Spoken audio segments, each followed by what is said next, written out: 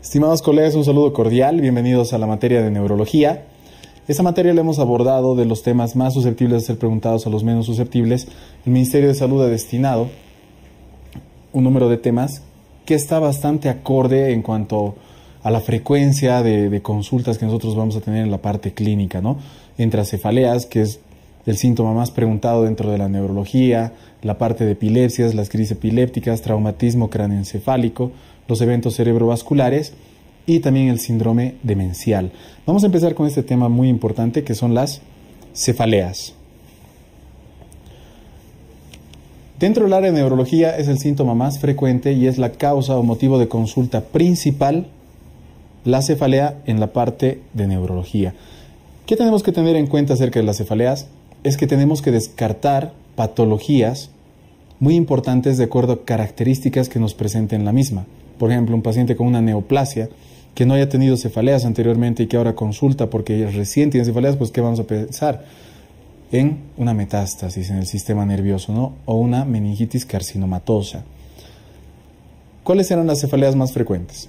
La cefalea tensional de lejos, que más del 80% según estadísticas de las personas padecen en algún momento. Luego la migraña, que es la cefalea vascular, ¿no? Vamos viendo algunas características y que nos pueden orientar a cierto tipo de patologías, como por ejemplo, cefalea intensa, rigidez de nuca, fiebre. ¿Qué vamos a pensar? En meningitis. Si me presentan una cefalea intensa, que se ha presentado de forma repentina, también tenemos cierto grado de rigidez en el cuello, pero tenemos vómitos. No están diciéndonos que hay fiebre ni nada. Vamos a pensar en hemorragia subaracnoidea. Si es que la cefalea se va a desencadenar cuando estamos masticando, cuando estamos moviendo la boca, pensamos sobre todo en neuralgia del trigémino o arteritis de las células gigantes. Una cefalea con aumento de dolor cuando nos levantamos, cambiamos de postura, estamos tosiendo, aumentando esa presión en el abdomen, ¿a qué nos va a orientar? A que tenemos una masa extraña en fosa posterior o a una malformación que es la malformación de Arnold-Chiari, ¿no? Otra característica que ya había mencionado hace un momento, que aparece por primera vez en un paciente con un antecedente neoplásico, pensamos en meningitis carcinomatosa o metástasis de carácter cerebral. Vamos por la más frecuente, que es la cefalea tensional. Es una cefalea que aparece en gran porcentaje de la población en general, se asocia a la ansiedad, se va a asociar al estrés, se va a asociar en muchos casos a la depresión. Pero, ¿cuáles son sus características más importantes? Que es de carácter opresivo, el paciente nos va a decir que siente esa opresión en la cabeza, es bilateral, se va a dar en ambos lados, empeora durante el día y sobre todo donde tiene mayor gravedad es durante la tarde, y que cuando nosotros realizamos el estudio neurológico pues no hay ningún tipo de alteración, la parte neurológica está conservada en todos sus aspectos. Es la cefalea de carácter tensional, recordemos. Es la más frecuente, se da en más del 80% de la población en algún momento, empeora durante el día, el peor momento es durante la tarde, donde se siente más que todo ese dolor de tipo opresivo en la cabeza, y que pues va a mejorar con un tratamiento bastante sencillo. Para el manejo de la cefalea tensional, solamente utilizamos lo que son los AINES, también podemos utilizar paracetamol, y de forma preventiva, anteriormente, ahora ya no con mucha frecuencia, se utiliza la amitriptilina. Vamos a ver la migraña. La migraña es una cefalea que también es bastante frecuente, le sigue en orden de frecuencia la cefalea tensional, se da por vasodilatación de todos esos vasitos que nosotros tenemos o de los más importantes en el parénquima, ¿no? Ahora, ¿por qué se va a producir esta vasodilatación? Pues es por una alteración en la parte o de los agentes serotoninérgicos. Pero ¿qué tenemos que acordarnos? No nos preguntarán mucho de la parte serotoninérgica seguramente el día del examen, pero sí las características de la cefalea tensional, de la cefalea de los vasos sanguíneos, de esta cefalea que es la migraña o jaqueca también conocida, y son tres características que debemos acordarnos. El aura, que son esos síntomas premonitorios, la cefalea, que es de carácter pulsátil y que se va a asociar esta cefalea a sonofobia, fotofobia, náuseas y vómitos. ¿Ya? Síntomas premonitorios que son sobre todo de carácter sensitivo, cefalea pulsátil, sonofobia, fotofobia, náuseas y vómitos. Esas son las características que presenta la migraña. ¿Por qué se producirá? Esto no creo que caiga el día del examen, pero es importante que nosotros tengamos como datos. Es por una activación en el sistema nervioso que inicia como paso número 1 en el tronco del encéfalo, van a mandar esas señales serotoninérgicas, por eso se produce una alteración en la parte serotoninérgica, que dilatan excesivamente los vasos del cerebro. Ahora, esa dilatación va a mandar una señal indirecta a lo que son muchos núcleos, que obviamente cuando estamos estimulando un núcleo solamente va a ser el conjunto de esos cuerpos neuronales, ¿no? Cuando se juntan los cuerpos de las neuronas, forman núcleos, esos son los núcleos nerviosos. Tiene que estimular todo, incluso la parte del dolor. Ahora, el que más se estimula en la migraña, pues son los núcleos de carácter trigeminal, ¿ya? ¿Cuáles serán las migrañas más frecuentes? Una que es la migraña común. ¿Y a qué me refiero con migraña común? Hace un momento les mencioné que el aura aparece en los pacientes, ¿no? Que tienen migraña, o sea, que esos síntomas premonitorios, que el paciente te dice veo puntos luminosos, escucho raro, me duele tal lugar, etc. Ese es el aura. Pero esta aura los pacientes no perciben en gran porcentaje, o sea que el 75% por lo menos de los pacientes que tienen migraña no te van a referir esos síntomas, solo un pequeño porcentaje. Y el aura común, sobre todo, la migraña común no presenta aura. Otro tipo de migraña es la migraña que sí va a presentar estos síntomas premonitorios, o sea, el aura, que representa un 20%. Otra es la migraña complicada. No solamente existe vasodilatación, pero cuando esta vasodilatación no pasa con el tratamiento, con las medidas generales, etc., puede haber un vasoespasmo reactivo. Entonces, al haber un vasoespasmo, obviamente, va a haber menos flujo a un área del sistema nervioso y obviamente va a haber daño neurológico de carácter focalizado. Cuando un paciente viene con síntomas neurológicos, qué sé yo, se le ha caído el párpado, y no pasa estos síntomas neurológicos, por más de que ya haya pasado el ataque migrañoso, la crisis migrañosa, pues nosotros tenemos que pensar que ese sector del sistema nervioso ha sufrido un daño permanente. ¿Por qué? Porque ha sufrido un infarto de características vasoespásticas secundarias a esa migraña, ¿no? Es una migraña complicada o infarto migrañoso. Hay otra migraña que es muy poco común, es la migraña basilar, que aparte de todos los síntomas que hemos mencionado, presenta bastante disartria y vértigo.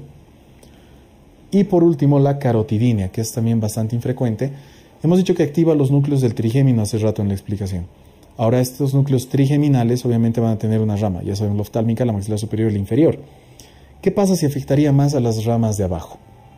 No va a haber tanto dolor en la parte de la cabeza, pero sí el paciente va a referir dolor de características pulsátiles, igual al que de una migraña, pero en la parte inferior, o sea, en la parte de la cara, en un solo lado. Ahí nosotros podemos pensar que es una migraña, pero que es en la parte inferior, o sea, en la parte de la cara, y le denominamos como carotidinea. El tratamiento. Cuando el paciente está con la crisis, puede ser leve, moderado o grave. En la crisis leve, pues solamente utilizamos los AINES, y con eso tranquilamente controlamos el cuadro. Pero en las crisis moderadas a graves ya tenemos que subir un poco más, y vamos a utilizar los conocidos triptanes, como el sumatriptán, el solmitriptán, el almotriptán, etc., como tratamiento de las crisis. No funciona, se puede utilizar neurolépticos también, y antes se utilizaba mucho la ergotamina, que tiene muy buen efecto en la parte del control de la migraña, pero que se ha demostrado que una vez que se deja de utilizar la ergotamina, puede pasar un tiempo corto o largo, o sea, semanas, días, meses, etc., los pacientes presentan cefaleas, ya no serán de carácter migrañoso, pero sí cefaleas de gran intensidad, no pulsátiles. ¿Por qué? Porque su cuerpo ya no está con ergotamina, por eso se llaman cefaleas ergotamin dependientes. Es por eso que ahora el uso de ergotamina en el tratamiento de las crisis de la migraña se ha dejado de utilizar. Hemos tratado la crisis, ya sea con AINES, triptanes, neurolépticos, lo que sea. ¿Cómo vamos a prevenir que el paciente siga teniendo este problema? No será en su totalidad, pero disminuir la frecuencia de las crisis, pues con el tratamiento profiláctico. Sobre todo se va a basar al uso de betabloqueantes, más que todo el propanolol, la amitriptilina. Podemos utilizar antagonistas de los canales del calcio, sobre todo la flunaricina y el verapamilo, y antiepilépticos, sobre todo el valproato y el topiramato. Hay otro tipo de cefaleas que son trigémino-autonómicas. Estudiándolas por separado es un poquito más difícil comprenderlas, por eso que realizamos este cuadro, que lo tienes en tu ABCM también, en la cual vamos a comparar las más frecuentes, que es a la cefalea en racimos o clúster o de Horton, a la cefalea hemicraneana paroxística, a la hemicraneana continua y a la cefalea neuralgiforme unilateral con inyección conjuntival, que también se denomina SUNT. ¿Ya? Ahora, ¿Cuáles eran las características en cada una de ellas? Primero las voy a mencionar para que vayamos a diferenciarlas y luego mencionamos sus tratamientos. La cefalea en racimos, o también llamada, la cefalea de Horton, se presenta más que todo en el sexo masculino, varones, jóvenes. Hay crisis anuales, estas crisis duran semanas. No quiere decir que la cefalea se mantiene durante semanas, sino que durante el año existen un par de semanas en las cuales sí se va a presentar esta cefalea, pero que va a no superar los 45 minutos. Se da más que todo cuando el paciente despierta durante la noche, o sea, despiertan. Los malestares van a despertar a los pacientes. ¿Qué malestares? Ese malestar en toda la parte trigeminal, el lagrimeo, la congestión nasal, el enrojecimiento, etcétera, ¿no? ¿Por qué se va a desencadenar? ¿Puede haber desencadenantes? Sí, sobre todo el alcohol. Ahora, esa es la de Horton, en clúster o en racimos. Hay otra que es la hemicraneana paroxística. Esta se va a presentar en mujeres, ya no en varones, más que todo en mujeres. Dura hasta 30 minutos y se desencadena por movimientos bruscos. También se puede desencadenar en el alcohol, pero sobre todo con movimientos bruscos se va a desencadenar el cuadro.